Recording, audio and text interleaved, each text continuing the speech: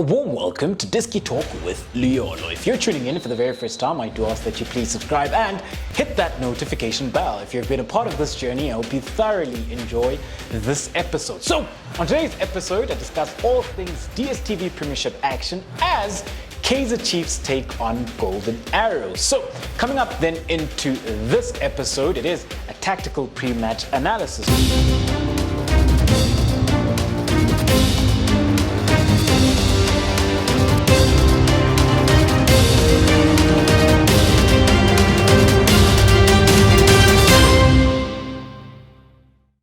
So the red team will represent Kaizer Chiefs and then the blue team will represent Golden Arrows. So the last time out then, Kaizer Chiefs did win 2-1 in the Soweto derby, and then the last time out, Golden Arrows lost 2-1 at home against Chippa United. So it has been then actually a week and a couple of days since these teams last played. So coming up into this encounter, they should be well rested and hopefully then a race against time with regards to certain players which picked up knocks in the last games and those players then that they are trying to get to full fitness. So when you do have a look at Kaizer Chiefs then, throughout the season then, Coach Stuart Baxter has gone at times with a 3-4-3 and at times a 4-3-3 in relation then to how the opposition set up and how then he's looking to combat and nullify the opposition. So coming up into this encounter then, we'll go with the 4-3-3.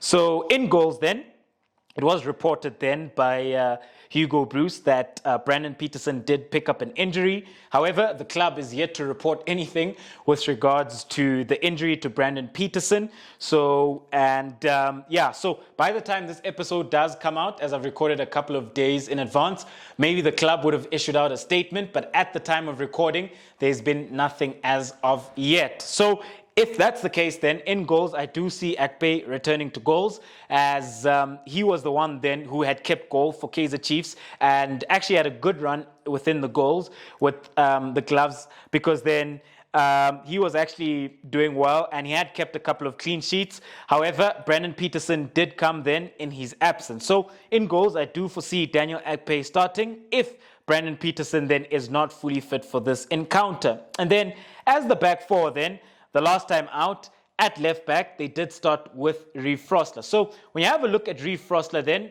this is a player then who is ambipedal. So he's very comfortable with both feet. However, naturally so, he does tend to drift in and cut onto his right foot. So he would then be looking then to offer the width for Kaizer Chiefs, but because then he is predominantly right-footed and naturally right-footed, he does tend to drift in a lot of the times. And we did see then that against Orlando Pirates that it did have a pro with regards to how he drifted into that central pocket of space, where then he popped up, Bernard Parker lays the ball off, he gets there and he hits it first time where he scored the goal. So it did then have his advantage then with him playing as an inverted fullback. However, at times then he will be looking then to try keep that width for this Kaizer Chiefs side.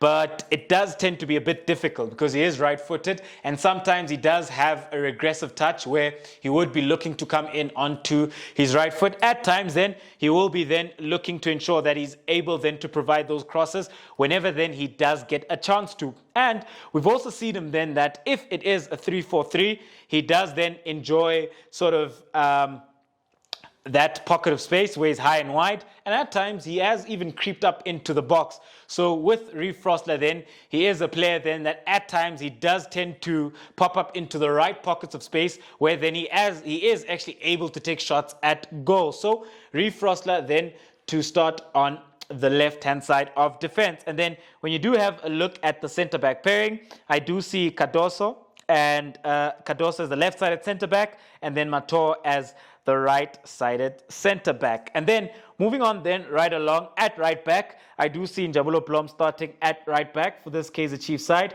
This is a player then who has been very consistent for Kaizer Chiefs, and he has been doing very well throughout the season. In my opinion, he's been one of the best players for Kaizer Chiefs this season, if not the best this season. And when you do have a look at Njabulo Blom in 1v1 defensive situations, he's very, very solid and very comfortable within those situations. It's just that whenever then he does advance into the opposition half and he is looking then to pick up a much more advanced pocket of space, that's where at times he does lack a bit of quality with regards to his decision making and his final ball, because sometimes he will get into a lovely pocket of space, high and wide, in the right-sided wide channel, where then he's able to pick out a cross, and then sometimes he lacks that quality of being able to put in an adequate cross. And then at times, we do see that his decision-making, when he does have the ball within the opposition half, at times he does tend to make the wrong decision, or he does tend to get caught in two minds. However, this is then a right back then who's growing in leaps and bounds, and if he can polish up on decision making and that final ball with regards to the quality, then you are looking then at a right back who can become a complete football player, and a player then who I think is going to go on to become a very phenomenal player, not just for Kaizer Chiefs but for Bafana Bafana as well. So I do foresee Njabulo Blom starting then as the right back. Also very important then with regards to the relationship that he does share with Keagan Dolly, especially then when you consider then their positional rotations and how then they look to occupy the right wide channel and the right-sided half space in relation then to where the one would be. So at times you would have Keagan Dolly maybe going wide, then you would have Blom sort of coming into that pocket of space. But a lot of the times, you've got Keagan Dolly looking to drift into that right-sided half space, where then he's looking to offer Kaizer Chiefs that qualitative and positional superiority in between the lines, where he's looking to receive the ball and affect play. Whenever then he does find himself in that pocket of space, that is when you would have Njabulo Blom giving that width on the right-hand side. So you would have Njabulo Blom there, and then when you have a look at the midfield, the last time out then, they did start with Njabulo Mmodi. This is then a centre-back by trade, but he is playing as a defensive midfielder. And yeah, I just think that he's been very inconsistent in this position, especially considering then that it isn't his natural position. However, whenever he has to combat, he does that very well, and he wins aerial duels very well for this Kaizer Chiefs side. And he also then offers them the extra man whenever it is then time to defend the box, and when it's time then to guard zone 14, which is that area, which is also then a danger zone and the most important zone on a football pitch, because that is where most goals are instituted on a football pitch and where they are mostly created. And then when you do have then a look at the other two midfielders, the last time out then, they did start with Parker, and then they did start with Nange as well. So when you do have a look then at this midfield, it isn't the most creative midfield. However, when it comes then to ensuring that the opposition doesn't play and the opposition struggles then to progress the ball through the central channels, the three most important channels on a football pitch, which then you've got the half spaces, the two half spaces, and then you've got vertical zone 3, which is a central channel, then they become very good at that with regards to shutting down the midfield. And the last time out then, we did see Bernard Parker had a very good game against Orlando Pirates, where he was influential and got that assist as well. And then you've got Nange, who can go box to box as well. However, because then Kaizer Chiefs side do have so many options. I mean, they could always go with Nkosi Pule Mmodi within the heart of midfield. You do have a Sabelo Khatebe, and you also have a Manyama, who could maybe then look to come into midfield and have maybe Parker going on the left-hand side, especially considering then that Kama Billiat did also pick up a knock. So it's going to be very interesting to see then if he is fully fit. And there also hasn't been word as of yet at the time of recording of this episode. So when you then have a look then up front, the last time they started with Manyama, and then I did mention that they started with Billiat, but Billiat did pick up the knock. So then it could be very interesting to see what Kaizer Chiefs do. Maybe then they could go with Sikhota on the left side and give him a start then, because this is a player who's got so much potential with regards then to his technical skill set. Very skillful, very quick, he's explosive, can deliver those balls into the box as well and create opportunities for this Kaizer Chiefs side. So that is Kaizer Chiefs then. However, coming up against this Golden Arrow side, I do foresee them then at times relinquishing ball possession. So I do foresee Golden Arrows being the ones then to ensure that they do keep the ball for longer spells and longer periods. However, when Kaizer Chiefs do get the opportunity to put their foot on the ball, they will look then to play. However, when you have a look at this Golden Arrow side, they do play at a very high intensity. They look to play on the front foot and they look to press as well. So it's going to be a very interesting encounter then for this Kaizer Chiefs side, especially considering then how Golden Arrows look to go about things. But that is Kaizer Chiefs then. They do line up in a 4-3-3. However, it could also then be a 3-4-3. It will be very interesting as this Kaizer Chiefs side haven't played in a week and a couple of days. So there are faces that could always return to the starting lineup and faces then that can come off the bench and look to make an impact for this Kaizer Chiefs side. So when we move on then right along and have a look at Golden Arrows. So with Golden Arrows then, underneath the tutelage of Lehlohonolo Siema, this is a side then that have been very inconsistent within the Dstv Premiership. So they play very good football. However, when it comes to the final third, they've lacked the quality and they've lacked the penetration a lot of the times. However, when you do have a look at this Golden Arrow side then, they do play a hybrid system in a sense. So it is a 4-4-1-1. At times, it can become a 4-4-2. At times, a 4-2-3-1. So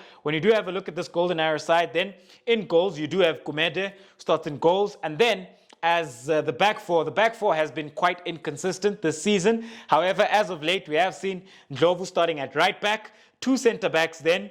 You've had Mmodi as the right-sided centre back. You've then had Sibisi as the left-sided centre-back, and then as the left-back, you've had Manchiane. And when you have a look at this Golden Arrow side, then to date, they've conceded 25 goals. So they've conceded quite a lot of goals. So they've conceded more goals than games played. So from a defensive perspective, this Golden Arrow side have really been struggling. And Lehlohonolo Siema hasn't quite found then the combination at the back, which then would give them that defensive solidity. However, coming up into this encounter, then I would look to opt for that experience and then look to have Udube as the right back, look then to have Zuke and Sibisi as the centre-back pairing, as I think they've been the more solid centre-back pairing for this Golden Arrow side. And then at left-back, look to have Usbonelo Cele at left-back, because we do know that he has been playing as the left wing, but I'd look to have him there and have a much more solid and a much more experienced back four from that perspective. So that's how I'd be looking to go about things